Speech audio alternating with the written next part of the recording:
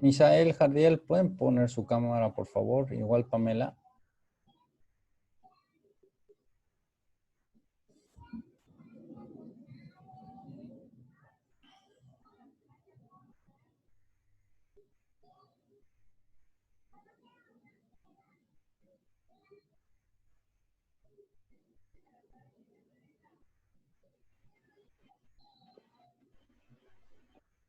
Trujillo igual, encienda su cámara, por favor.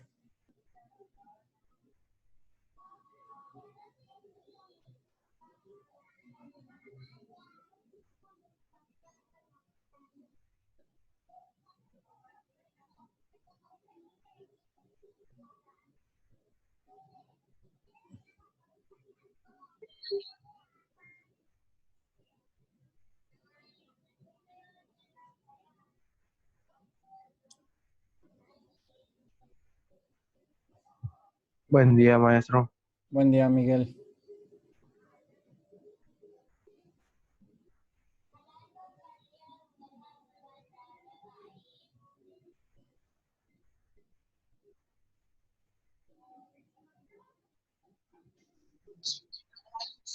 Buen día, chicos.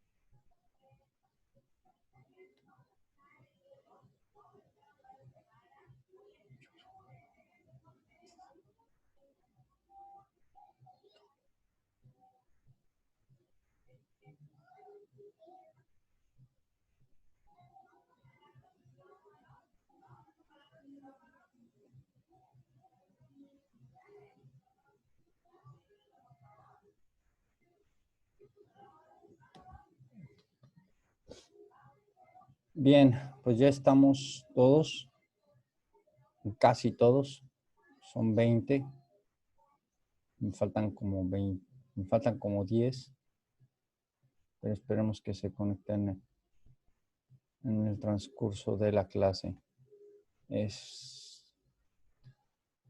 Vamos a ver el día de hoy un video, ¿sí? Ya para finalizar lo que es la parte de la consumación de la independencia.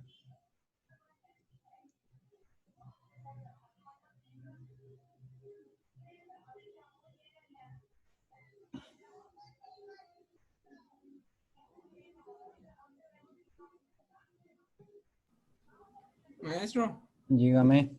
de parte de Yalim, que no puede entrar porque su internet está lento y en su cel no tiene Zoom y su hermanita está ocupada. O sea que su hermanita tiene la compu y no, por eso no puede entrar. No, me imagino que está en clase igual, ¿no? Sí, Ok. ¿Cómo se llama la muchacha?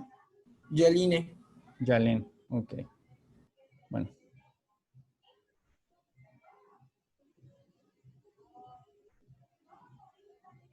Voy a dejar de grabar porque como es video de YouTube, luego a la hora de que lo vaya a subir, no me va a dejar de subirlo, pero les voy a poner el enlace a los que no lo pueden ver para que luego lo regreso a la grabación. Entonces, bueno, ya hay más con 25. Entonces, con estos hechos es como se da por finalizada la etapa de lo que se conoce como la consumación de la independencia de México. ¿Ok? En el ADA que les dejé, les incluí 2 videos. ¿Quién los pudo ver?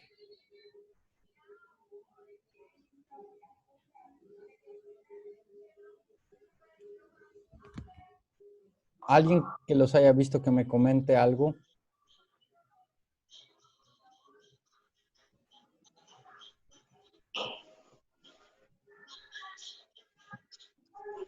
¿Nadie lo vio?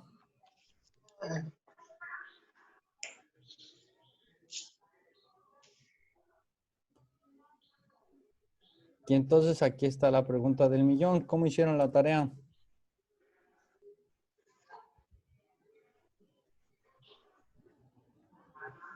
Investigando en Google.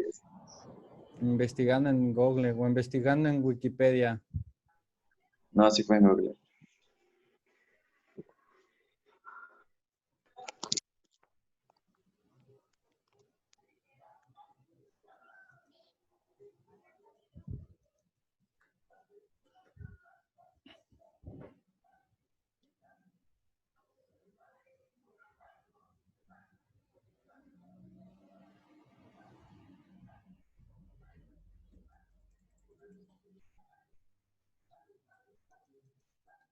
¿Alguien? ¿Nadie me va a decir nada?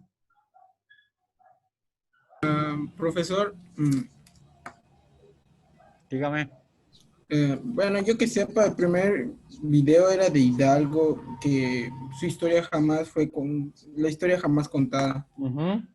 en el cual trataba de él, cómo se levantaron con el pueblo, qué problemas tenía con los españoles, etcétera, etcétera. Ok, muy bien. ¿Y el segundo video?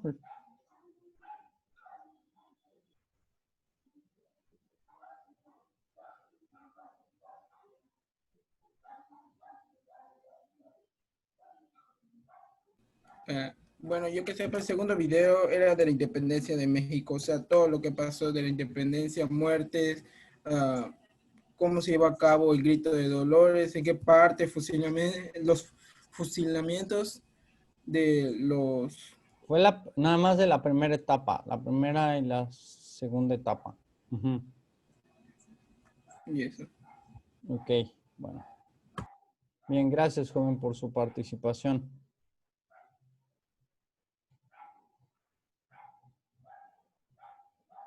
Ahora, mucho hemos hablado acerca de Agustín de Iturbide y sabemos que fue un criollo y que como tal tenía diferentes tipos de pensamientos. En un principio pues era leal a las causas españolas y ya después se unifica y se vuelve parte del gobierno o más bien dicho, se une al ejército insurgente y juntos conforman el ejército trigarante. Pero, ¿quién era Agustín de Iturbide? Vamos a ver este pequeño video para que nos platique quién era. Suppose that you're writing a really important email to a colleague.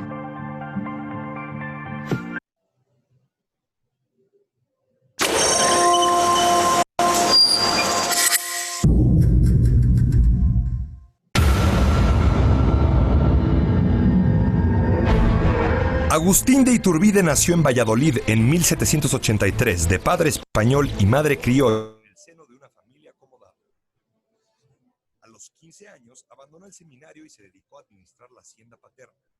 Un par de años después, definida su vocación militar, ingresó al Regimiento Provincial de Valladolid. En 1805 contrajo matrimonio con Ana María Huarte. Con la significativa dote recibida, adquirió la hacienda de Apeo. En 1807, en medio de la agitación por la Guerra de España, aliada de Napoleón contra Inglaterra, se le destina a Jalapa como parte de la defensa contra un posible ataque. En 1810 se rebeló el cura Hidalgo y pronto lo sigue una enorme multitud que asoló el centro del virreinato. Entre las propiedades saqueadas por los insurgentes estaba la hacienda de Quirio, que No se escucha. A ver, voy a volverlo a sacar y lo voy a volver a compartir. Aquí se escucha. Perteneció al padre de Iturbide. Hacienda de Apeo. En 1783, de padre español y madre criolla, en el seno de una familia acomodada. A los 15 años abandonó el seminario y se dedicó a administrar la hacienda paterna. Un par de años después, definida su vocación militar, ingresó al Regimiento Provincial de Valladolid. En 1805 contrajo matrimonio con Ana María Huarte. Con la significativa dote recibida, adquirió la hacienda de Apeo. En 1807, en medio de la agitación por la Guerra de España, aliada de Napoleón contra Inglaterra, se le destina a Jalapa como parte de la defensa contra un posible ataque. En 1810 se rebeló el cura Hidalgo y pronto lo sigue una enorme multitud que asoló el centro del virreinato. Entre las propiedades saqueadas por los insurgentes estaba la hacienda de Quirio, que perteneció al padre de Iturbide. De aquel desenfreno de los primeros rebeldes nació la aversión de los criollos, como Iturbide, hacia el movimiento, pese a que compartían con ellos el deseo de independencia o autonomía para la Nueva España. Hidalgo y los que lo sucedieron, siguiendo su ejemplo, desolaron al país, destruyeron las fortunas, radicaron el odio entre europeos y americanos, sacrificaron millares de víctimas. Lejos de conseguir la independencia, aumentaron los obstáculos que a ella se oponían. Iturbide comenzó su vertiginoso ascenso en el ejército realista. Durante 6 años no perdió una sola batalla, aún en situaciones comprometidas y con desventaja numérica. En diciembre de 1813, en las afueras de Valladolid, el ya coronel Iturbide participó en la victoria de los realistas sobre José María Morelos, en un encuentro que señala el inicio del declive del cura de Carácua. En 1816, Iturbide fue acusado de malversación de fondos y abuso de autoridad, y destituido. Aunque fue absuelto, decidió no volver al ejército realista. Pero desde entonces ideó la posibilidad de lograr la independencia, aunque juzgaba necesario exterminar antes a los insurgentes. En octubre de 1820, el virrey Apodaca lo envió de regreso al campo de batalla para pelear contra Vicente Guerrero, uno de los últimos insurgentes. Para entonces, Iturbide llevaba la encomienda secreta de un grupo de conspiradores para lograr la independencia.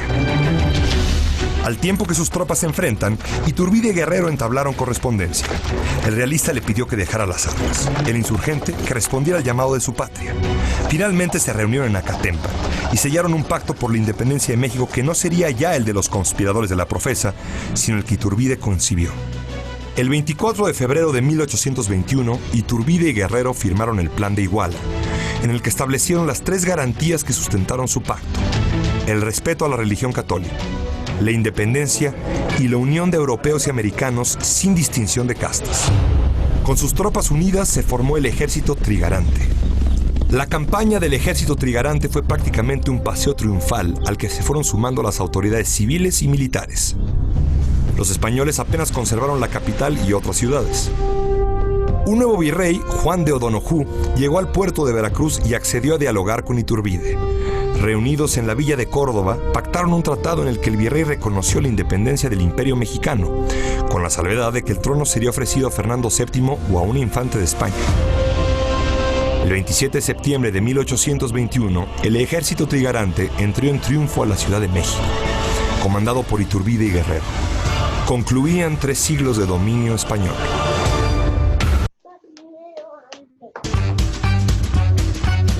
Comparte el efecto Me Toca Sobre.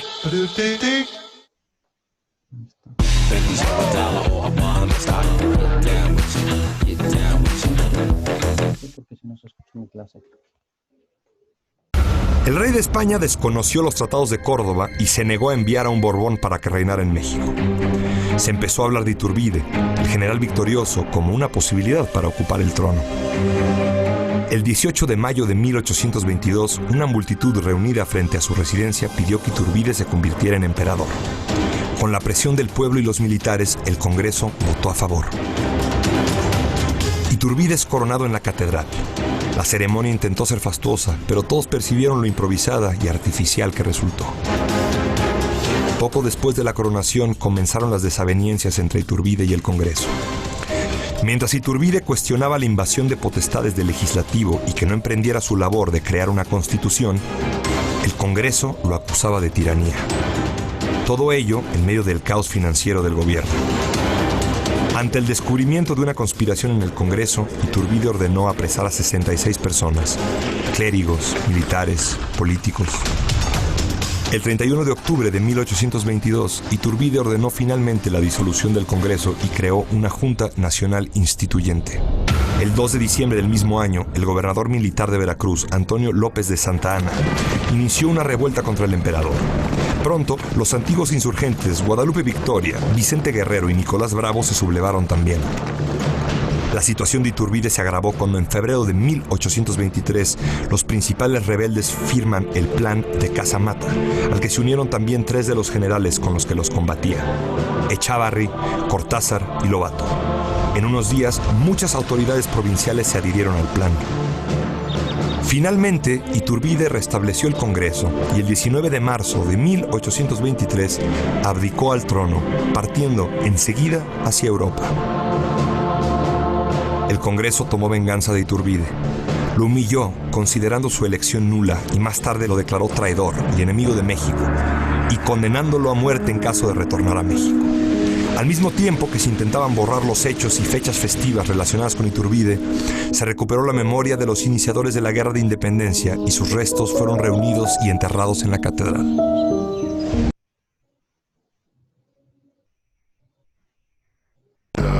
Estos son probióticos.